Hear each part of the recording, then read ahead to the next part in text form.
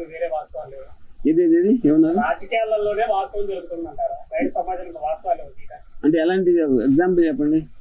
వేరే ఇష్యూస్ జరుగుతుంటాయి కదా. కాదు, ఒక్క ఇష్యూ ఎగ్జాంపుల్ అంటే ఆర్జీవి గారు వైరల్ అవడం కోసమే ఇట్లాంటి కాదు, ఎగ్జాంపుల్ చెప్పమంటున్నా.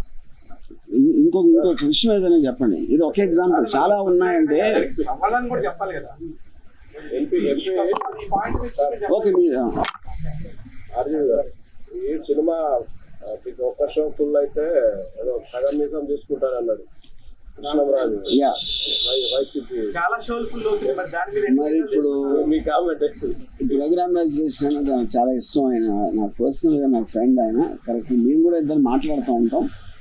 మరి ఇప్పుడు నాకు తెలిసి ఇప్పుడు ఆయన మరి అంటే థియేటర్కి వెళ్ళి చూసారా? అంటే సెకండ్ షో ఫుల్ అయితే మీసం చేస్తానరా ఆయన? రెండో షో ఫుల్ అయితే అప్పుడు ఇంకా మరి ఆయన అన్నమాట నిలబెట్టుకుంటారా లేదా? రఘురామ కృష్ణరాజు గారు అంటే రాముడు అంతటి వారు, మరి చూడాలి.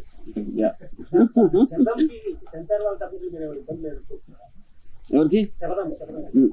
నేను ఇందాక చెప్పాను కదా, ఇప్పుడు శపథంకి దీనికి అన్ని సేమ్ గ్రౌండ్స్ ఉంటాయి. ఏదో ఒక డిఫేమేషన్ చేస్తున్నారు, లేని చూపెడుతున్నారు, ఇలాంటి ఏదైతే ఉన్నాయో ఆ ప్రాసెస్ అంతా అయిపోయింది కాబట్టి అది మళ్ళీ దీనికి రిపీట్ అవ్వదు. ఎందుకంటే ఇది సేమ్ స్టోరీ యాక్చువల్లీ.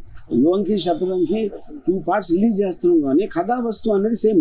అదేం డిఫరెన్స్ లేదు. పవన్ కళ్యాణ్ ఫ్యాన్స్ బాగా మైకి ముందుకు వచ్చేసి చాలా పెద్ద ఎత్తున గొడవ చేస్తున్నారు.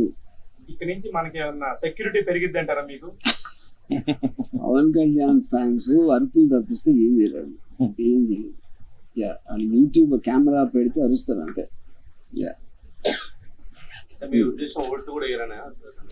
అది అప్పుడు అలా మాట్లాడే వాళ్ళకి అసలు ఫస్ట్ ఆఫ్ ఆల్ 0 ఐడియా ఉంటుంది దేని గురించి అయినా, పాలిటిక్స్ అంటే. వాళ్ళకున్న సినీ అభిమానం, స్టార్ అభిమానంతో వాళ్ళు ఉక్రోషంతో అరుస్తున్నారు. అక్కడ లాజిక్ మాడల్ కదా. ఇది పర్టికులర్గా తప్పు అని చెప్పాలి. ఎందుకు తప్పు అంటే అని చెప్పాలి. అది లేకుండా అంత గొంతు ఎత్తుకున్నా. నాకు తెలిసి నాకు యూట్యూబ్లో చూసినాడు గొంతు పోయి ఉంటుంది ఈ పార్టీ. రాత్రిపూట వాళ్ళ మదర్ ఎవరు కాపడం పెట్టాలి త్రోడ్కి.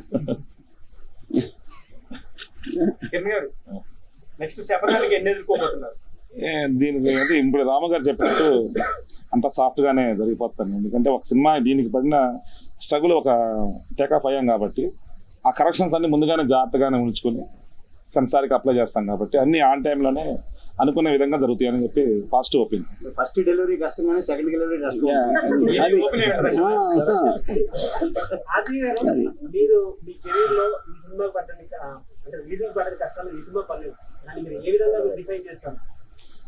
నేను కష్టపడ్డానని చెప్పాను. ఇప్పుడు నీ ప్రాసెస్లో వెళ్తున్నాం.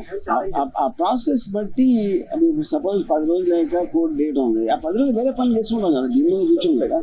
సో నేను కష్టపడటం అనేది నా లైఫ్లో ఎప్పుడు పడలేదు.